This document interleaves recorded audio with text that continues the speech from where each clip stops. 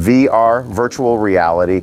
I know what you're thinking, Wolfgang, bro buddy, I can barely handle regular reality these days, let alone virtual reality. But don't worry, I got you. Virtual reality has come a long way over the past few years, and it is only going to be getting better and better. And we here at FOMO want you, yes you, to be a part of that amazing virtual revolution. And I think we may have found the virtual reality headset for you. I'm Wolfgang, this is FOMO, and that headset is the PSVR2. But is the PSVR2 a good fit for you, both physically and spiritually? Well, that's what we're here to find out, my little danger rangers. So we pre-ordered a PSVR2 and it arrived late last February. We pre-ordered because after the great microchip famine of 2020, we didn't want supplies to run low. If you're a gamer, then we don't have to tell you that it's taken almost 3 years for PS5 consoles to start appearing naturally in the wild. So a lot of people are only just getting their hands on a console, let alone a PSVR2.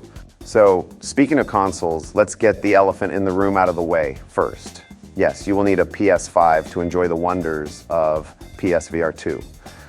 And at the time of this video, a PS5 will cost you about $500. Then on top of that, the PSVR2 headset will set you back another $550.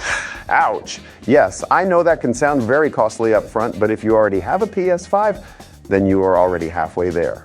Also, if you think about it, most gaming hardware lasts you, on average, between 8 and 10 years. So in the long run, that's really not that bad.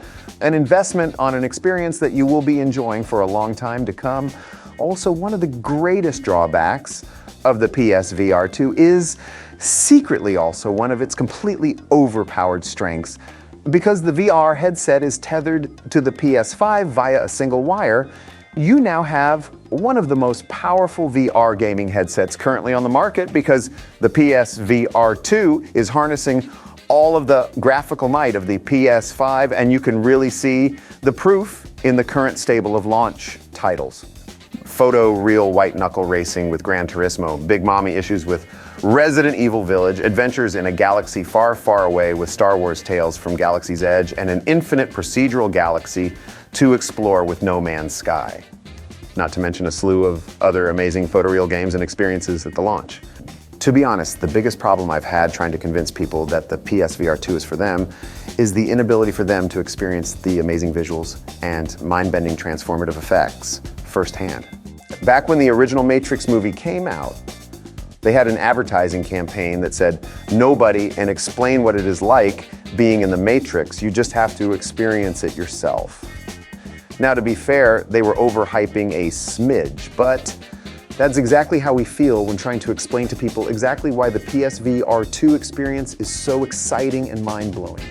I also want to take a moment here and mention two specific experiences that were not remotely what I was expecting. The first is a game called Kayak VR Mirage. This is a kayaking simulator that was so incredibly real, I actually felt the phantom physical effects of being in a kayak at sea. For instance, the graphics and physics are so photoreal that when I accidentally bumped my kayak up against the rocks, my brain was expecting my body to feel a bump.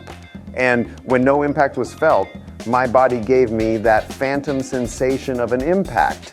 It's kind of like watching a fail video of someone falling off a bike onto asphalt. You remember that feeling from being a kid, and watching it can make you jump because you know all too well how it feels to crash and burn on a bike. The other surprising phantom feeling was that of coming out from under a jungle canopy of leaves into the bright sun. I swear, I felt the hot sun on my face. I know it was all just psychosomatic, but I'll never forget how shocking that feeling was to experience. The other game I want to mention is called Moss. Moss is a very interesting puzzle game where you control a small mouse named Quill. This is another one of those you kind of have to see it to believe it kind of games. The best way to describe this game is to be sitting in the middle of a superbly art-directed diorama looking down at a mouse-sized world as you progress Quill, who is quite a character in her own right, through the different puzzles and stages. A fantastic mouse-themed fantasy world unfolds before your eyes. Each diorama becomes more and more ornate and interesting, ranging from forests and shorelines to castle keeps and deep dark dungeons. Quill herself is also one of the most fantastically believable gaming characters I have seen, full of whimsy and character. I often found myself leaning in for a mouse-sized high five or just to give her a good scratch behind the ears. Oh, and don't worry if you need to wear glasses while using the PSVR2. We found that there is more than enough room to wear your glasses, or if you are interested, there are a number of websites out there that offer custom prescription inserts specifically crafted for the PSVR2, so you can look out upon all those virtual wonders with ease. One of the other incredibly attractive perks of owning the PSVR2 is something we noticed no one else has even mentioned in their reviews. Owning a PSVR2 is like owning your own private movie theater. Seriously, you can put the headset on, block out to the world, and turn on your favorite streaming service from the PS5 dashboard and be instantly transported to your own private movie theater. The headset actually projects an enormous movie screen in front of your eyes, and the experience is like being in your own private theater. It is unreal. This is ideal if you live in a tiny apartment or have roommates or siblings and just need to chill out on your bed. Put on your headphones and watch the latest blockbuster or binge that TV show in your very own cozy theater space.